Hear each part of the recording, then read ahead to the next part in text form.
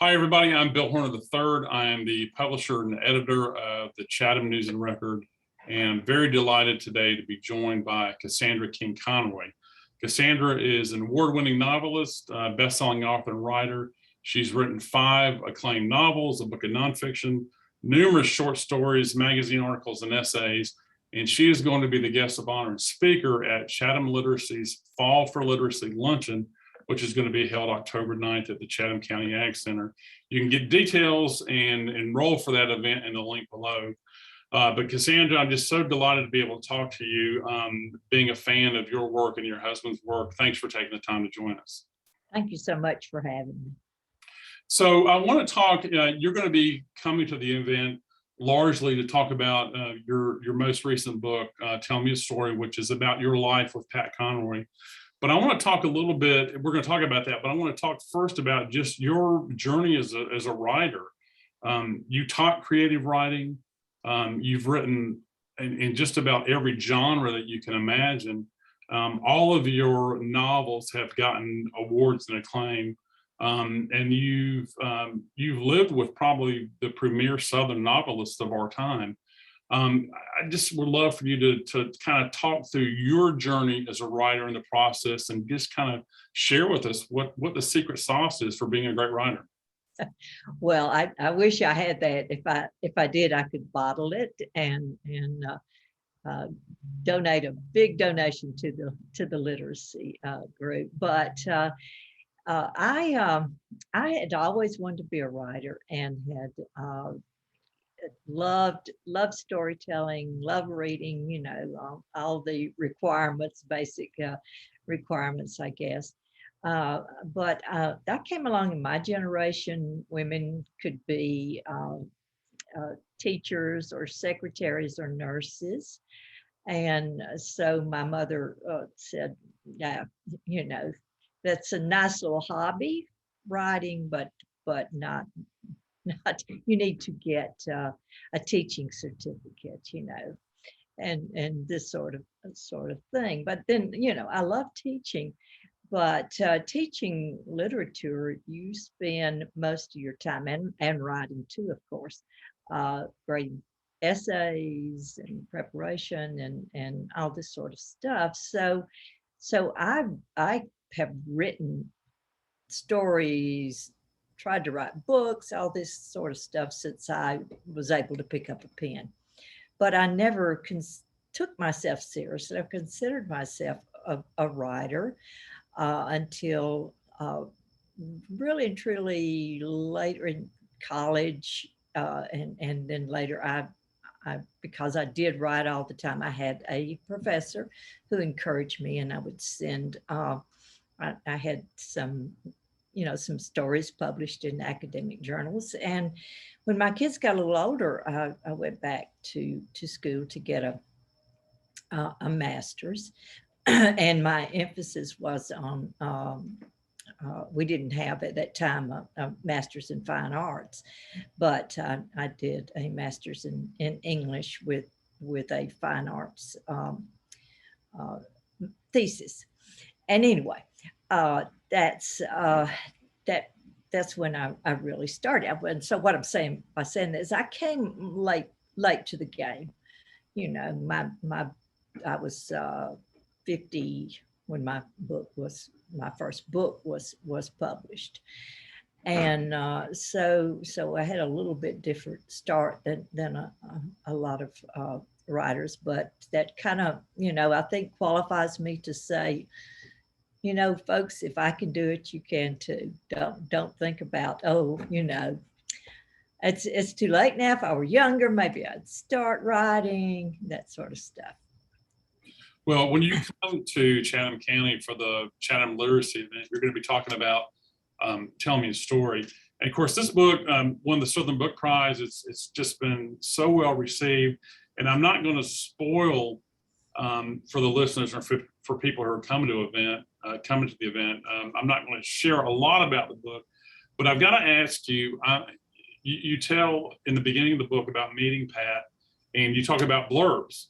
And you talk about how Pat would write blurbs for authors who approached him, and probably every writer in the South went to Pat asking for a blurb from him for their book.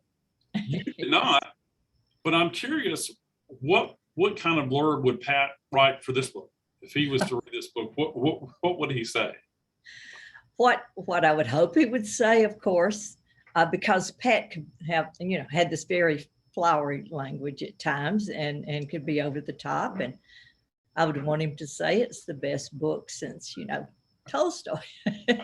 But knowing Pat, he would be much more likely to say, do not believe a word my wife says about me in this book. That would be his blurb. Okay. Well, obviously the man was larger than life. I mean, that's what everybody says about him. I'm just curious, what did you love most about him? The book tells your love story. What did you love most about him? I think I sort of said it in the blurb, and that my made up blurb from him is his sense of humor. That's one thing I loved, and I've heard so many people tell me about Pat's books, reading his books, is you could be laughing on tears rolling down, laughing on one page, and then real tears at the tragic turn of events on another. But he was every bit as funny in person. I hear people say a lot, because I read Pat's books, I feel like I know him. You do know him if you read his books. He was so much like every character, his male characters in his books were Pat. Well, his books were, as you said, fairly autobiographical, as are yours.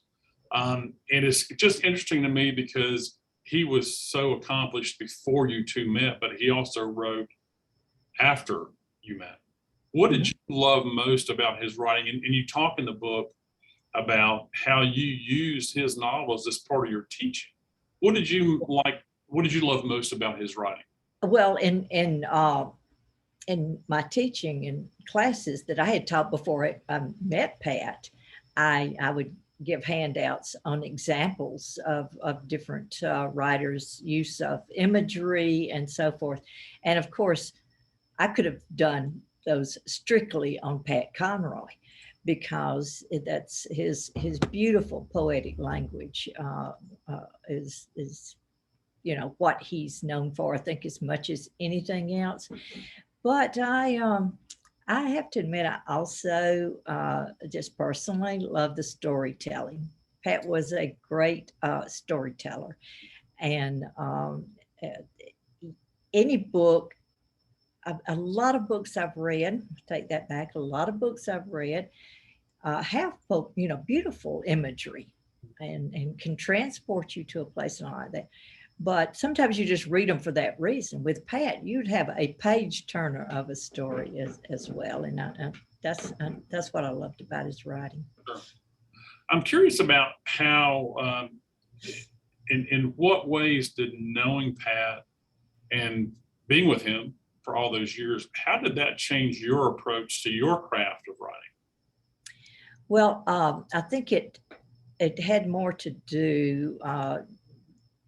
I'm not so sure that in my craft that I changed that much, but he certainly did one important thing for me as a writer, and that was Pat, more than anyone, taught me to respect myself as a writer and to respect my time. I think that that's something that male and female writers run into, but probably more female writers would say this, that you feel guilty sometimes if you're taking time away from your family, a lot of time to be writing. You wouldn't want to go off somewhere and write. And Pat told me, write it first. Your family are not going to look at you as having a job. Like when you were teaching, you couldn't do such and such for them because you had classes at that time. He said you've got to look at your writing in the same way. And that's a very practical kind of thing that I don't know that I would have gotten from anyone else. And it really, really was important to me. It helped me. It gave me a whole new perspective. And I got to ask the follow-up question. I mean, he wrote 6 books in the 18 years you were together. Yeah. How did you influence his writing? What did you teach him about the craft? Well, I'm not even going to pretend that, that I had much of an influence at all, though I did a lot of editing, because he teased it first by, when we married, by saying, oh, goody, I've got an in-house editor now, and my editor in New York is going to be so happy because Pat's always had so much more material than ended up in the book, which is such a shame since he wrote so beautifully. So I would go over, and he would say, now, just like you were grading an essay here, tell me. And Pat was very honest with himself. He would say things like, I know I repeat myself a lot, so help me out with this. And that sort of stuff. He also, I think that he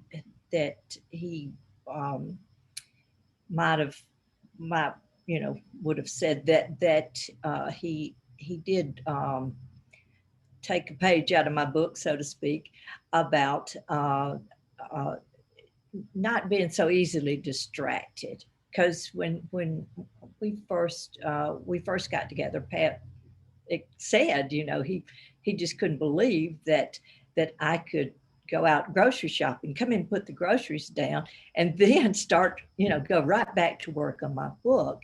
He felt like he had to be totally isolated. He didn't have any distractions going on. If he had anything else that day, he couldn't write. So he worked at getting better at that, and I think became more productive as a result. Obviously, this book is a real does him justice and is a real honor to him. But I wanted to ask you about the Pat Conroy Literary Center as well, because that's a testament and a tribute to him too. And not only is something that stands to honor him, but also something that honors writers, known and unknown, Yes. People who have made it and people who are struggling to get published. Can you talk a little bit about the Literary Center? Yes, after Pat died, we were talking about the best way to honor him, and a group of us, came up with a what would mean more to him than anything. Would be a way to continue his legacy of mentoring other writers. He did that a lot. I talk about giving blurbs, but a lot of folks just don't know. I've had so many writers that I wasn't aware of would tell me that Pat would call them. He would ask how the book was coming along. He would be so encouraging and so forth to them, and that's what we wanted to honor. And also, Pat was a huge reader. He had about 7,000 books in his personal library, and read every day. So if we could do anything to carry on this legacy and to help other people with reading and encouraging the love of reading, that's another mission of the Literary Center. I love the story that you tell in the book about him discovering that you're an author, that you're a writer, that you've written your first book, and how he offers to read it. And I'm not going to have you tell that story because you need to tell that story at the event. But in reading about that in this book, you really get to know Pat. I mean, obviously, did not meet him, but the book really gives a sense about who he is. And I want to ask, what do you miss most about him? He's been gone for 3 years now. It's 5 5 years. years now. Yeah, it seems like only a couple years. Bill, I mentioned his sense of humor, and I definitely miss that because Pat did also, he had a dark sense of humor, as I have. And sometimes we could, I talk about it in the book, and it can be kind of embarrassing at times because it's the kind of the cringe-worthy humor. But that can pull you out of a bad place at times, and we've all done that where we're just all down the dumps together, and somebody will say something funny, and it'll change change the mood.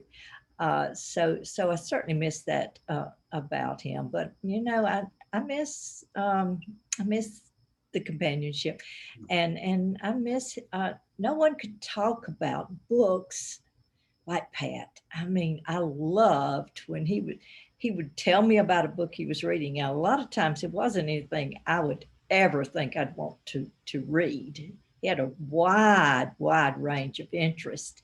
Read a lot of war books and history, things like that that necessarily appeal to me. But I really miss that. I got a kick out of you talking about his cooking, but also about the notes that he would leave you. And you talk about his sense of humor and the dark, and some of the notes were just so sweet and tender, and some are laugh out loud. And I hope you can share some of those stories when you come here in October. I will. I had to do that kicking and screaming because my editor had said, "Oh, you've got to include some of his notes," and I would think, "Oh, I can't do that." Some of the things he would say, but as it turned out, I'm glad that she insisted that I do that. Well, it adds so much. I mean, it reveals certainly a lot about him, but about you too, which is just another thing that makes the book so spectacular. What do you love about writing? You've been doing it for a long time. You've touched on a little bit, but I want to ask about writing and reading. You talked about Pat being such a big reader as well. What do you love about words, about the writing, about writing and about reading, and the privilege that we have? You talked about Pat's 7,000 books. I mean, we have so many books, so accessible to all of us. What do you love about that? I don't think there's anything that I don't like about it. As I said, I was raised on a family farm, and we had no neighbors in sight. And on a dirt road in South Alabama, and reading, took me to another place, and places I could have never. I would never have. Some of these places now I have been, but it also did more than that. It took me inside other people that I would have never been exposed to, as a child on this isolated farm life that we had. And I'd have to say that that's the main thing that I love about reading, and I love that in my writing, because as a writer, then I get to explore. I get to go inside a person's head, a character's head, and explore more about why, what motivated, why they act as they do, and you get empathy from that. You get empathy from reading. Sure. I don't know any writer who doesn't read constantly. No, I don't. I try to put myself in one of your classes, one of your creative writing classes, one of your college classes, and I'm just wondering, what do you teach?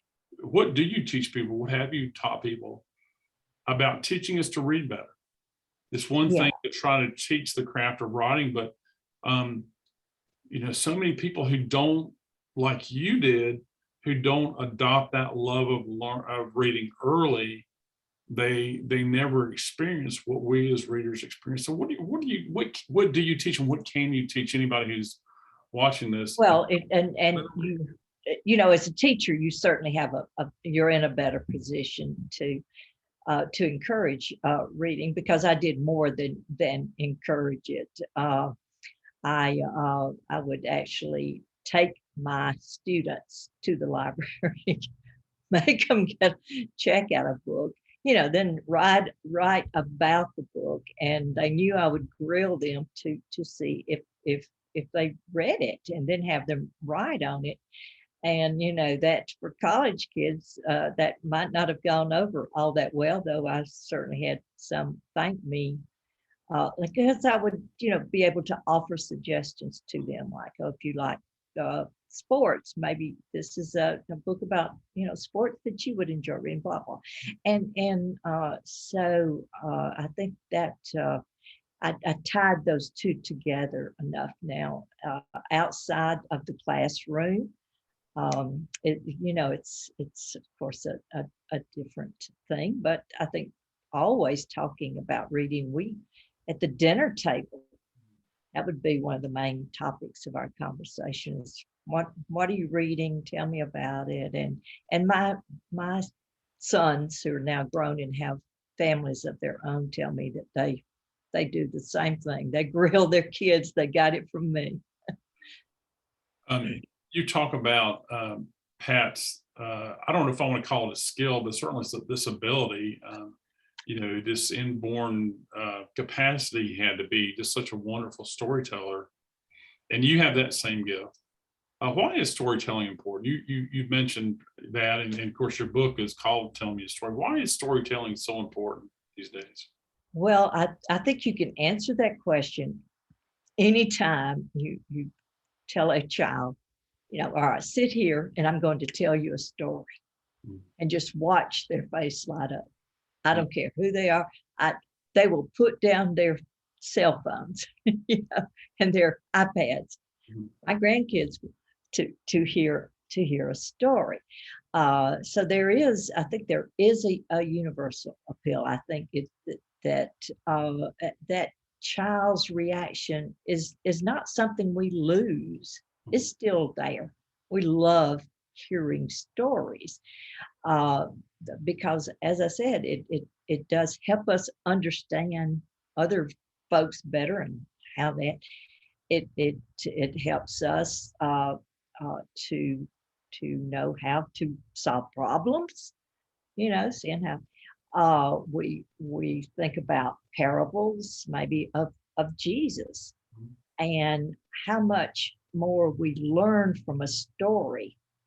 What is it we remember about? We remember a story, while we might not remember what the story was told to, especially if it's a parable or something along that line, that was told to teach something, and all stories don't have to teach something. Some of them can just be fun. I mean, I loved ghost stories growing up. Those were, and my kids still do. Still love, my grandkids love ghost stories. So I think there's so many benefits. Sure. Well, this is a book about a storyteller, which is, reading stories in a novel is one thing, but to read about a storyteller, it's just so fascinating. I know you're going to be sharing a lot of stories when you come. Anytime I talk to an author, I love to ask, what are you reading now? What have you read recently that really resonates with you?